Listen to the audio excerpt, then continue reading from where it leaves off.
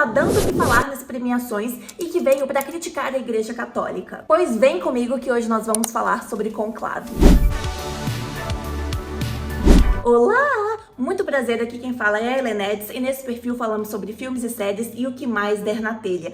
E eu estou muito feliz que você está aqui, porque se você assistir esse vídeo até o final, eu tenho certeza que Conclave é um filme que vai fazer muito mais sentido para você. Como assim, Helenetes? Esse filme precisa de explicação? Precisa, se assim como eu, você não é um ser que foi criado na Igreja Católica. Então, muitos dos termos, muitos dos rituais que estavam acontecendo nesse filme, eu não estava entendendo nada. Mas, para minha sorte, eu assisti ele ao lado do senhor meu noivo, que é um ex-católico e que já estudou muito sobre o tema. Ficou mais fácil ali de eu entender enquanto eu assisti o filme. Mas teve também o fato de que eu pesquisei muito para fazer esse vídeo. Então, vem comigo que a gente vai falar sobre Conclave de maneira bem explicada e vamos trabalhar todas as nuances e camadas desse filme.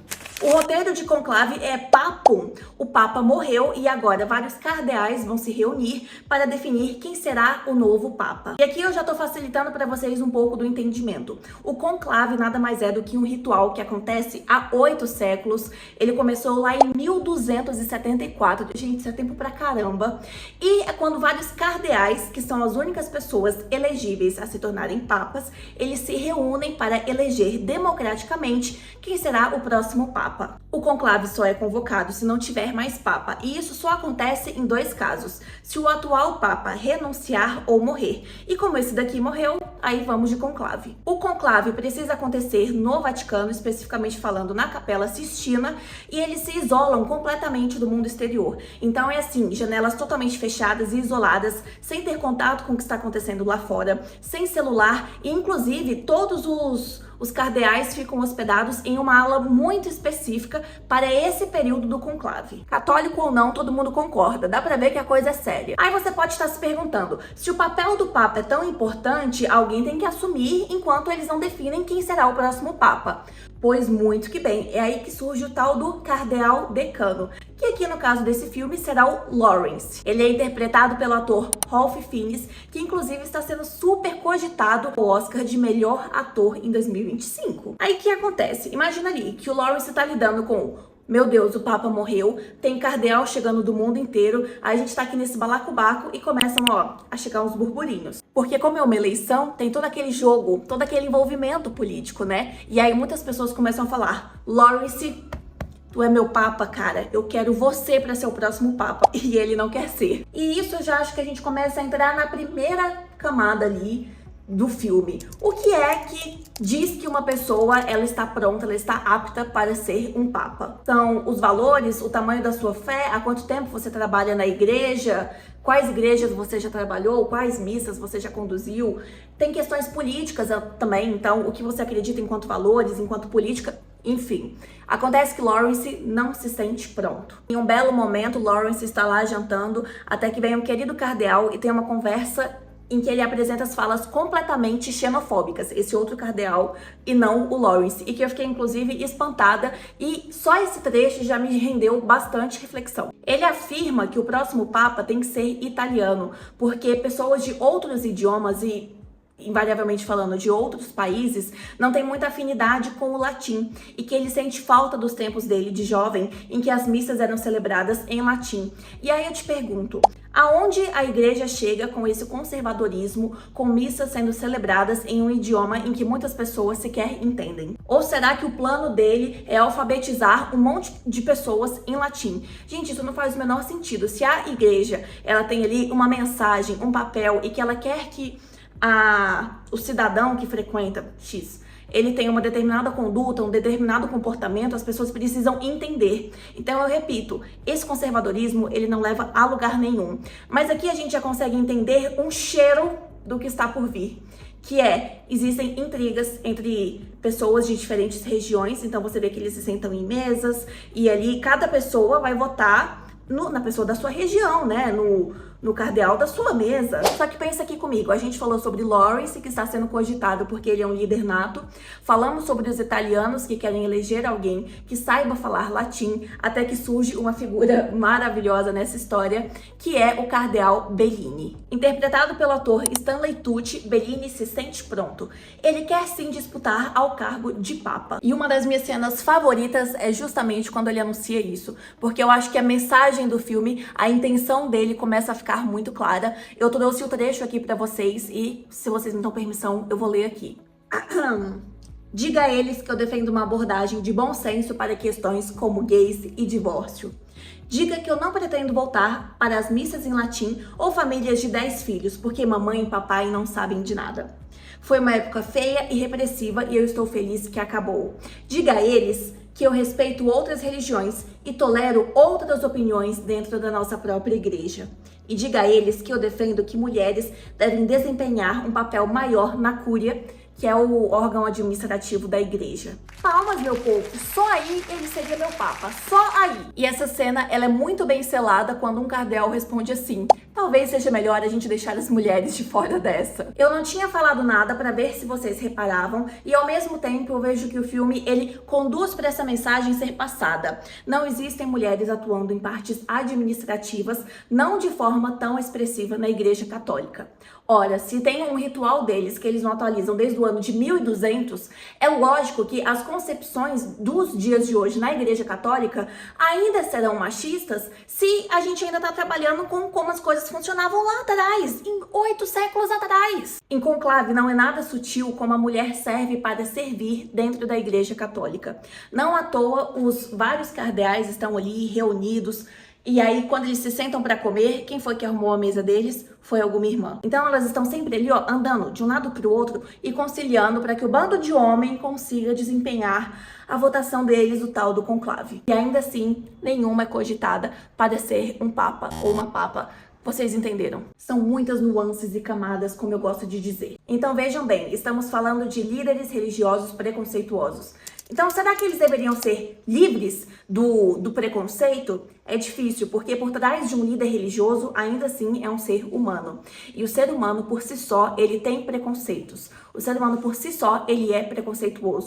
Mas existe uma diferença. Tem algumas pessoas que elas sabem disso, elas reconhecem e elas buscam melhorar. Então, se você vê que você está com um pensamento, com uma fala, com uma atitude preconceituosa, você consegue se corrigir e se redimir em cima disso. Algumas pessoas negam esses preconceitos. Elas continuam com falas e ações, atitudes preconceituosas e elas acham que aquilo ali não é nenhum tipo de preconceito. Então elas não mudam o comportamento e esse é um problema. Assim como também é um problema aqueles que ignoram a existência dos preconceitos.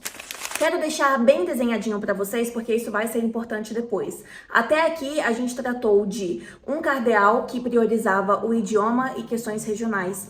Nós temos um cardeal que está sendo cogitado por sua influência. Nós temos um cardeal que prioriza a questão de valores. E essa, meus queridos, é só a pontinha do iceberg de conclave. Ainda tem o Lawrence, que não tem um minuto de paz, que o povo fica abordando ele o tempo inteiro pra falar algum burburinho, tipo assim, Ó, esse cardeal aqui, que boatos que tá sendo super votado. Porque é só quem tá dentro da conclave que sabe quem tá sendo super votado. Mas boatos que essa pessoa tá sendo super votada? Então, boatos que ela cometeu um erro grave. Aí ela vai o tal do Lawrence, que ele tem que ir atrás, ele tem que investigar. E aí tem o outro falando aqui: mas não era você que não queria concorrer ao papado? Você disse que não queria e agora você tá ganhando votos. então, querido, assim, a vida dele tá um caos. E ainda tem o ápice do ápice do ápice do ápice. Aparentemente, o Papa, antes de morrer, estava ali mexendo uns pauzinhos, porque ele já queria meio que deixar pré-organizado, meio que queria influenciar em quem seria o próximo Papa depois que ele morresse. Maluco, tá? Exigiu manipulação, exigiu conversa, exigiu muita coisa. Mas esse Papa danado, ele tava ali articulando isso. Mas e aí, Helenetes, gostou do filme ou não? Eu sei que eu tô que falo, e estou dando a entender que eu gostei do filme, mas eu acho que o meu aval final, ele vai surpreender vocês. Mas antes de eu trazer ele, não esquece de se inscrever inscrever aqui no canal, criatura.